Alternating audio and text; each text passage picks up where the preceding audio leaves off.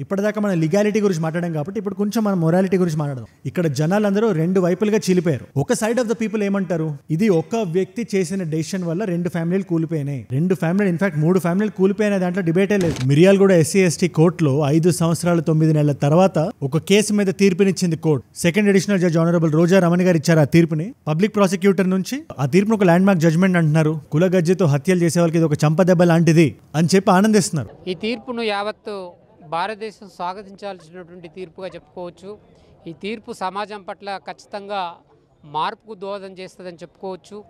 2 states Telugu ప్రజలు. ఈ case ఎంత ఫేమస్ అవడానికి రీజన్ 2018 సెప్టెంబర్ లో జరిగిన ఒక ఇన్సిడెంట్. డే లైట్ లో పొద్దున్న 11:30కి అందరూ చూస్తుండగా ఒక సుపారీ కిల్లర్ వెళ్ళి ఒక వ్యక్తిని రోడ్డు మీద చంపేశాడు. ఆ వ్యక్తి పేరే ప్రణయ్. తను చనిపోయినప్పుడు తన భార్య పక్కనే ఉంది, కడుపులో బిడ్డను మోస్తుంది. ఆ అమ్మాయి పేరు అమృత. సుపారీ తీసుకొని చంపిన వ్యక్తి పేరు సుభాష్ శర్మ. ఆ వ్యక్తికి ఇవాళ క్యాపిటల్ పనిష్మెంట్ పడింది. అంటే రేరెస్ట్ ఆఫ్ ద రేర్ కింద కన్సిడర్ చేసి ఈ వ్యక్తికి బ్రతకడానికి అర్హత లేదు అని కోర్టు నిర్దేశించి ఉరి శిక్షను విధించింది. ఆ సుపారీ ఇచ్చిన వ్యక్తి పేరు మారుతీరావు. ఇది జరిగి 2 సంవత్సరాలు తిరిగే లోపే ఆయన చనిపోయాడు. ఈ పేరు నేను చెప్తుంటేనే ఎక్కడో విన్నట్టు మీకు అనిపించుంటది కదా. 2018 లో జరిగిన అందరికీ తెలిసిన ప్రణయ్ అమృత కథ ఇది. దానికి సంబంధించి కోర్టు తీర్పునిచ్చింది. ఎవరైతే నడి రోడ్డులో హత్య చేశాడో అతనికి క్యాపిటల్ పనిష్మెంట్ ఇచ్చి అతనితో పాటు ఎవరైతే అక్యూజ్డ్ ఉన్నారో, మీరు జాగ్రత్తగా వినండి, అక్యూజ్డ్ 1 ఇస్ మారుతీరావు. ఆయన 2020లోనే చనిపోయాడు. అది ఎలాగ ఈ వీడియోలో మనం మాట్లాడదాం. Accused 2 is Subhash Chandra. 15,000 కట్టాల్సిందిగా కోర్టు నిర్దేశించి ఉరిశిక్ష విధించింది. ఇకపోతే A3 అస్గర్ అలీ నుంచి అబ్దుల్ అబారీ, కరీం, మారుతీరావు తమ్ముడైన శ్రవణ్ కుమార్, శివ నిజాం ఇలా మిగిలిన అందరికీ వీళ్ళు బ్రతికినంత కాలం బయటికి రాకూడదు అని జీవిత ఖైదును విధించింది. ఇవాళ ఫైనల్ జడ్జ్మెంట్ కాబట్టి అఫ్ కోర్స్ దీన్ని సెషన్స్ కోర్టుకు పట్టుకెళ్లొచ్చు, డిస్ట్రిక్ట్ కోర్టుకు పట్టుకెళ్లొచ్చు, హైకోర్టుకు పట్టుకెళ్లొచ్చు, సుప్రీం కోర్టుకు పట్టుకెళ్లొచ్చు. కాకపోతే మీరు ఇక్కడ అర్థం చేసుకోవాల్సింది ఏంటంటే రంగనాథ్ గారు రెడీ చేసింది 1600 పేజీల చార్జ్ షీట్, 1600 పేజెస్. దీన్ని ఎక్కడికి పట్టుకెళ్ళినా మాక్సిమం ఏ కోర్టులోని ఏ జడ్జి ఈ జడ్జ్మెంట్ క్వశ్చన్ చేయలేరు. అంత పకడ్బందీగా పోలీసులు ఈ చార్జ్ షీట్ రెడీ చేశారు. Documentary evidence, scientific evidence, electronic evidence తో సహా ఒక్క లూప్ హోల్ కూడా వదలలేదు. బట్ నేను ఇక్కడ పాయింట్ పెడదాం అనుకున్నా. ఒక వ్యక్తి చేసిన ఇల్లీగల్ యాక్టివిటీ వల్ల 2 కుటుంబాలు నాశనం అయిపోయినాయి. ఇన్ఫాక్ట్ 2 అనడం కన్నా 3 అనడం కరెక్ట్ ఏమో. అది ఎలాగో నేను మీకు వీడియోలో చెప్తా. అండ్ ఇక్కడ మనం మాట్లాడాల్సింది కూడా మొరాలిటీ వర్సెస్ లీగాలిటీ మీద. ఇది చాలా కాంప్లెక్స్ టాపిక్ ఇది. అండ్ ఆర్గ్యుమెంట్ కూడా న్యూయాన్స్డ్ గా ఉంటుంది. ఇలాంటి ఇంపార్టెంట్ టాపిక్ మిమ్మల్ని ఆలోచింపచేసేది నా సైడ్ నుంచి రోజుకు ఒక వీడియో మీ దగ్గరకు వస్తుంది. ఎవ్రీ సింగిల్ డే మిస్ అవ్వకుండా. రోజు నా వీడియోస్ చూస్తున్న మీ అందరికీ తెలుసు. బట్ ఈ వీడియోస్ చాలా మంది కొత్త వాళ్ళకి రీచ్ అవుతున్నాయి కాబట్టి చెప్తున్నా. కొత్తగా ఎవరైనా వచ్చుంటే మాత్రం కింద కనబడే సబ్స్క్రైబ్ బటన్ నొక్కి పెట్టుకోండి. సబ్స్క్రైబ్ చేశారుగా, డన్. ముందుగా బాలస్వామి గారు ప్రెస్ తో చేసిన డిస్కషన్ తో మనం మొదలు పెడదాం. ఆయన కోర్టుకు రాలేదు. అక్కడే మిర్యాలగూడలోనే ఆయన కొడుకు సమాధి దగ్గరికి వెళ్ళి అక్కడ కాసేపు టైం స్పెండ్ చేసి ప్రెస్ తో ఇంటరాక్ట్ అయ్యారు. ఇవాళ జడ్జ్మెంట్ వస్తుందని ఆయనకు తెలుసు. ఆయన ఏమన్నారు తెలుసా? ఆయన అంటారు, ఇది నా ఒక్కడికే బ్లో కాదు, నా ఒక్కడి ఫ్యామిలీకే బ్లో కాదు, ఇది నా ఫ్యామిలీ మొత్తం నాశనం అయిపోయింది. నా కోడలికి హస్బెండ్ లేడు, మాకు బిడ్డ లేడు, మా మనవడికి తండ్రి లేడు, నా ఒక్కడి ఫ్యామిలీ కాదు, ఆ బిడ్డ తండ్రి మారుతీరావు కూడా చనిపోయాడు ఆయన హ్యూమిలియేషన్ తట్టుకోలేక అని ఒక పక్క ఆయన అంటున్నారు. ఆయన మాకు కొడుకు లేకుండా పోయాడు, అమృతకి నా భర్త లేకుండా, తర్వాత నా మనవనికి తండ్రి లేకుండా పోయాడు, తర్వాత మారుతీరావు ఆయన అమృత ఫాదర్ ఆయన కూడా. ఇంకో పక్క శ్రవణ్ కుమార్ వాళ్ళ వైఫ్, ఆయన డాటర్ ఏమంటున్నారు మీరే వినండి ఒకసారి. ఆవిడంటది, మా నాన్న ఏం చేయలేదు, మా నాన్నది తప్పు కాదు, ఈ 2 కుటుంబాలు నాశనం అవడానికి కారణం ఎవరైనా ఉన్నారో అంటే అది అమృత మాత్రమే. తను కేర్లెస్ గా తీసుకున్న డెసిషన్ వల్ల మేము అందరం ఇది ఫేస్ చేయాల్సి వస్తుంది. మా నాన్నకి ఇప్పుడు జీవిత ఖైదు పడింది, ఆయన A6 A7 ఆయన అని చెప్పి ఆవిడ ఫ్యామిలీ రోడ్డు మీదకి వచ్చిందని ఆవిడ బాధపడుతున్నారు. ఏవి రంగనాథ్ గారు ఆయన ఇప్పుడు హైడ్రా కమిషనర్. ఆయన అప్పట్లో ఇన్సిడెంట్ జరిగినప్పుడు నల్గొండ SP. జరగగానే మేము త్వరగా స్పందించడం వల్ల, ఎవిడెన్స్ పకడ్బందీగా కలెక్ట్ చేయడం వల్ల ఏ ఒక్క డీటెయిల్ మిస్ అవ్వకుండా ఎవరైతే ఆ ₹1 సుపారీ తీసుకొని మారుతీరావు దగ్గర వచ్చి చంపాడో అతను మిస్ అవ్వకూడదు అని మేము నిరంకుశం పనిచేసాం. మేము 1600 పేజీల చార్జ్ షీట్ రెడీ చేసాం. 5 సంవత్సరాలు 9 నెలల తర్వాత న్యాయం జరిగింది. ఆ రోజు అమ్మాయి మీడియాతో మాట్లాడుతూ పోలీస్ డిపార్ట్మెంట్ కి చెప్పింది, ఎవరు అమృత తన భర్త చనిపోగానే అమృత ఏమంటదంటే, ఒక మనిషిని చంపేస్తే ఎలాంటి శిక్ష వేయాలో అలాంటి శిక్ష వీళ్ళందరికీ వేయాలి, అప్పుడే నా భర్త ఆత్మ శాంతిస్తుంది అని చెప్పి చాలా ఎమోషనల్ మాట్లాడింది ఆ అమ్మాయి. ఇక్కడ అమ్మాయి చేసింది మోరలా ఇమ్మోరలా, లేదా వాళ్ళ నాన్న చేసింది మోరలా ఇమ్మోరలా అని తెలుసుకోవాలంటే ఆ కథలోకి మనం కొంచెం జూమింగ్ చేయాలి. అమృత వర్షిణి అనే అమ్మాయి, ప్రణయ్ అనే అబ్బాయి కాలేజ్ లో కలుసుకున్నారు. తెలంగాణలో ఓరోరా ఇంజనీరింగ్ కాలేజ్ అని చెప్పి. వాళ్ళు ఉండే మిర్యాలగూడకు ఒక 80 కిలోమీటర్ల దూరంలో ఉంటుంది. ఇద్దరు వేరు సామాజిక వర్గాలకు సంబంధించిన వ్యక్తులు. దానివల్ల ఇంట్లో రెసిస్టెన్స్ వచ్చింది. ముఖ్యంగా అమ్మాయి వాళ్ళ ఫాదర్ మారుతీరావు నుంచి.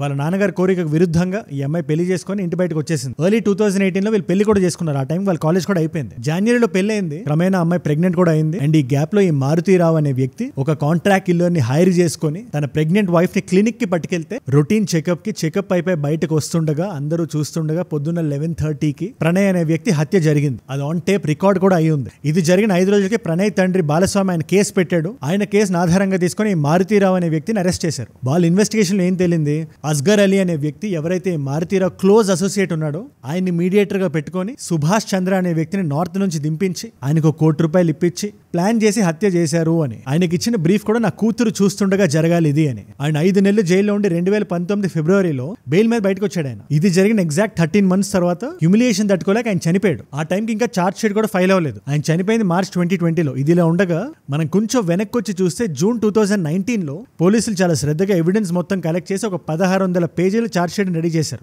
ఉన్నాయి ఫస్ట్ నుంచి కూడా మేము అందుకోసమే టెక్నాలజీ మీద ఎక్కువ బేస్ చేసి సైంటిఫిక్ ఎవిడెన్స్ మీద బేస్ చేసి చేసిన కేసు అనమాట. సో చార్జ్ షీటే 1600 పేజీల చార్జ్ షీట్ ఇది. ఇన్ఫాక్ట్ ఈ చార్జ్ షీట్ ని చూసి ఆయన తట్టుకోలేకపోయాడని చెప్పి చాలా మంది వాదిస్తుంటారు. దాని తర్వాత December 2nd, 2019 ఈ డేట్ చాలా ఇంపార్టెంట్. గవర్నమెంట్ ఒక స్పెషల్ పబ్లిక్ ప్రాసిక్యూటర్ అపాయింట్ చేసింది బాలస్వామి గారికి. ఎవరు? ప్రణయ్ వాళ్ళ ఫాదర్. అప్పుడే ట్రయల్ స్టార్ట్ అయ్యి సుమారు 5 సంవత్సరాలు అయిపోయిన తర్వాత ఇవాళ జడ్జ్మెంట్ వచ్చింది. On the 10th of March court చెప్పిన కీ పాయింట్స్ ఏంటి?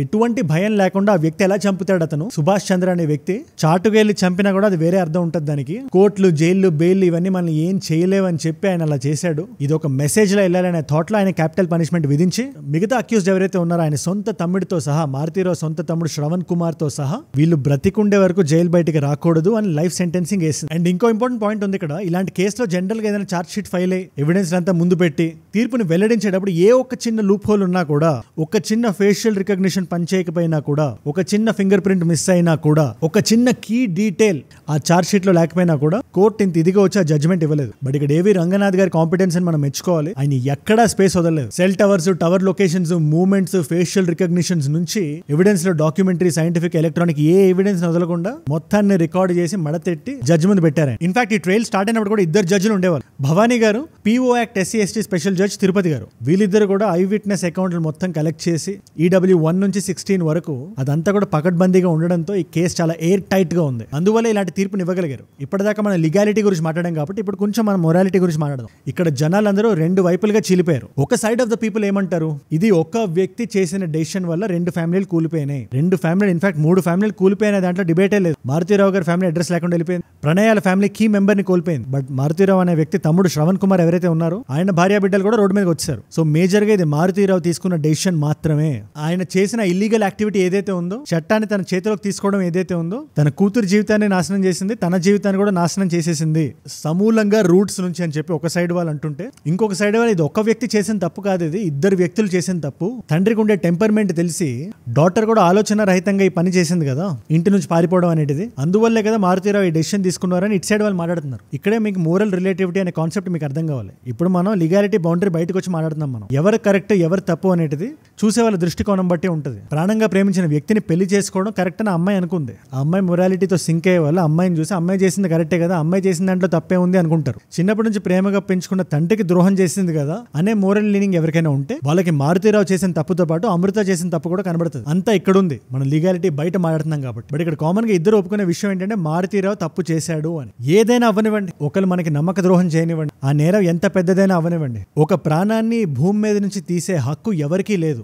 ఒక ప్రాణం ఎవరి సొత్తు కాదు. ఆ ప్రాణం మీద ఎన్ని ఆశలు పెట్టుకుని ఉంటాడు అబ్బాయి గానీ, వాళ్ళ తల్లిదండ్రులు గానీ, వాళ్ళ భార్య గానీ, పుట్టబోయే బిడ్డ గానీ. మీరు ఒకటి డిసైడ్ ఆ ప్రాణాన్ని మీరు ఎలా తీసేస్తారు ఈ భూమి మీద నుంచి? ఇది అటు మోరల్ గాను తప్పే, ఇటు లీగల్ గాను తప్పే. దీంట్లో క్యాస్ట్ యాంగిల్ కూడా ఉంది కాబట్టి కులరహిత సమాజం ఉండాలి అని కోరుకునే వ్యక్తిలో నేను మొదటివాడిని. క్యాస్ట్ బేస్డ్ క్రైమ్స్ ఉండకూడదు అని నేను దాన్ని తీవ్రంగా ఖండిస్తాను. అండ్ ఎవరైనా ఎలాంటి క్రైమ్ అయినా చేయాలి అనే థాట్ మైండ్ లోకి వచ్చినా కూడా వాళ్ళ ఫ్యామిలీ గురించి ఆలోచించాలి. ఒక కుటుంబం అంటే ఒక వ్యక్తి కాదు కదా, లేదా జస్ట్ ఆ ఫాదర్ డాటర్ కాదు కదా. ఎంత మంది కూలిపోయారు మీరే చెప్పండి. ఈ మారుతీరావు అనే వ్యక్తి ఒక్కసారి ఆలోచించుంటే, ఒక్కసారి ఎమోషన్స్ ని టేక్ ఓవర్ చేయకుండా ఒక్కసారి కుదురుగా ఆలోచించుంటే ఇవాళ స్థితి పట్టేది కాదు. ఇవాళ జడ్జ్మెంట్ వచ్చింది, నేరం చేసిన వాళ్ళకి శిక్ష పడింది. బట్ నిజం చెప్పండి, ఎవరు సంతోషంగా ఉన్నారు? ఆ అబ్బాయి వాళ్ళ ఫ్యామిలీ సంతోషంగా లేదు. మారుతీరావు అనే వ్యక్తి ఫ్యామిలీ ఎనీవేస్ బాధపడుతుంది. ఆ అమ్మాయి సంతోషంగా లేదు. కడుపులో బిడ్డకి ఒక 5-6 సంవత్సరాలు ఉంటాయి. ఆ బిడ్డకి ఇంకా ఏం తెలీదు. So who truly is happy అనేది పర్టికులర్ కేసులో ఉండే న్యూయన్స్. మన చుట్టూ జరుగుతున్న ఇలాంటి క్రైమ్స్ నుంచి, ఇలాంటి విషయాల నుంచి మనం ఏదైనా టేక్ అవే తీసుకోవాలి అంటే ఎమోషన్స్ ని తలకెక్కనివ్వద్దు. ముఖ్యంగా క్రైమ్ చేయాలి అనే ఆలోచన వచ్చినప్పుడు చేసే వాళ్ళతో పాటు వాళ్ళ ఫ్యామిలీ కూడా మునిగిపోతుంది. ఇవాళ తీర్పే దానికి సాక్ష్యం. March 10th is I witness. ఆ అమ్మాయికి కూడా 8 లక్షలు ఇచ్చి ఒక ఇల్లు ఇచ్చారు. ఆ రెండిటితో ఆ చనిపోయిన వ్యక్తి మళ్ళీ వెనక్కి రాగలుగుతాడా? ఇది అందరికీ చాలా పెద్ద లెసన్, పిల్లలకి పేరెంట్స్ కూడా. దీని మీద మీ అభిప్రాయం ఏంటి నాకు కింద కామెంట్స్ లో రాయండి. అన్ని సైట్స్ చెప్పడానికి చూశాను, మొరాలిటీ, లీగాలిటీ ప్రతిదీ కవర్ చేసే వీడియోలో ఈ పర్టికులర్ కేసుకి సంబంధించి. నాకు మీరేమనుకుంటున్నారో కూడా తెలియాలి. కింద ఒక కామెంట్ సెక్షన్ లా కన్నా ఒక డిస్కషన్ ఫోరం లో మనం కింద పెడదాం దీన్ని. ఒకరితో ఒకరు మాట్లాడతాం, చాలా రెస్పాన్సిబుల్ గా రాయండి. అది బెటర్ సొసైటీ వైపు స్టేర్ అయితే నాకన్నా సంతోషపడేవాళ్ళు ఇంకెవరు ఉండరు. అండ్ మీరు ఇక్కడ దాకా ఈ వీడియోలో వచ్చారంటే నా వీడియోస్ మిమ్మల్ని ఆకట్టుకుంటున్నాయి అండ్ ఒక వాల్యూ పొందుతున్నారు. Thank you so much for that. మీరు ఇస్తున్న ఈ వాచ్ టైం, ఈ రిటెన్షన్ ఏదైతే ఉందో, నన్ను ప్రాణం పెట్టి పనిచేసేలాగా, ఏ రోజు ఒక వీడియో వదలకుండా రిలీజ్ చేసేలాగా, at the same time responsible గా మాట్లాడేలాగా నన్ను ప్రేరేపిస్తుంది. దానికి మీరే నా ప్రేరణ. You are my inspiration. రోజు నా వీడియోని ఒక నాలెడ్జ్ పిల్ల కన్జ్యూమ్ చేద్దాం అనుకుంటున్నారు చూడండి, ఒక 10 నిమిషాలు స్పెండ్ చేస్తే చాలు అని ఈ 6 నెలల్లో మీరు వెనక్కి తిరిగి చూసుకుంటే నా వీడియోస్ రోజు చూసేవాళ్ళు, ఆ డిఫరెన్స్ మీకు తెలుస్తుంది. ఇంకా కొత్త వాళ్ళు అంటారా, ఈ పాయింట్ దాకా వచ్చారంటే ఖచ్చితంగా కింద సబ్స్క్రైబ్ చేసి పెట్టుకోండి. నేను వీడియో డిఫరెంట్ టైమ్స్ లో పెడుతుంటా, పెట్టగానే మీ దాకా వచ్చేయాలి కదా. So subscribe, done. అండ్ ఇలాంటి వీడియో ఐడియా టాపిక్స్ నాకు వచ్చి డైరెక్ట్ గా ఇద్దాం అనుకుంటే Instagram is the way to go. Ajay from ఏజుడ్ అని ఉంటుంది. అజయ్ ఫ్రమ్ ఏజుడ్ 1+ మిలియన్ ఫాలోవర్స్ ఉంటారు. You should be able to find me. రెండు వచ్చేయండి, అక్కడ మాట్లాడదాం. అక్కడ ఇలాంటి వీడియోస్ ని రీల్స్ లా చూడొచ్చు, నాతో ఇంటరాక్ట్ అవ్వచ్చు, లేదా నా చుట్టూ ఏం జరుగుతుందో కూడా చూడొచ్చు. So come. And 2 complimentary videos పెడుతున్నాను. ఈ పర్టికులర్ వీడియో రీసెంట్ గా ఒక ఇజ్రాయెల్ అమ్మాయి మన ఇండియాకి యాజ్ అ గెస్ట్ వచ్చి, యాజ్ అ టూరిస్ట్ వచ్చి హంపీలో ఆ అమ్మాయికి ఏం జరిగింది అనే విషయం చాలా క్లియర్ గా అందరికీ అర్థమయ్యేటట్టుగా అనలైజ్ చేశాను. ఆ పర్టికులర్ వీడియో ఇక్కడ ఉంది. లేదా జియో పొలిటికల్ గా ఏదైనా తెలుసుకుందాం అనుకుంటే, ఇండియాకి యూఎస్ కి మధ్యలో ఒక ట్రేడ్ వార్ లాంటిది జరుగుతుంది. ఐ విల్ ఎక్స్పోజ్ ఇండియా అని చెప్పి ట్రంప్ చాలా బహిరంగంగా మాట్లాడుతున్నారు ఆయన. దాని గురించి ఏమైనా తెలుసుకోవాలంటే ఆ పర్టికులర్ వీడియో ఇక్కడ ఉంది. మీకు ఏ వీడియో ఇంట్రెస్ట్ ఉంటే ఆ వీడియో చూడండి. అండ్ నేను మిమ్మల్ని మళ్ళీ రేపు కలుస్తాను. మనందరం కలిసి పెరగాలి, కలిసి ఎదగాలి. Let us all grow together. Let us all rise together. Rise above emotional impulses. Rise above arrogance. Rise above hate. ఏజుడ్ అంటే మనం. జై హింద్, జై భారత్, జై ఆంజనేయ, ఓం నమో వెంకటేశాయ.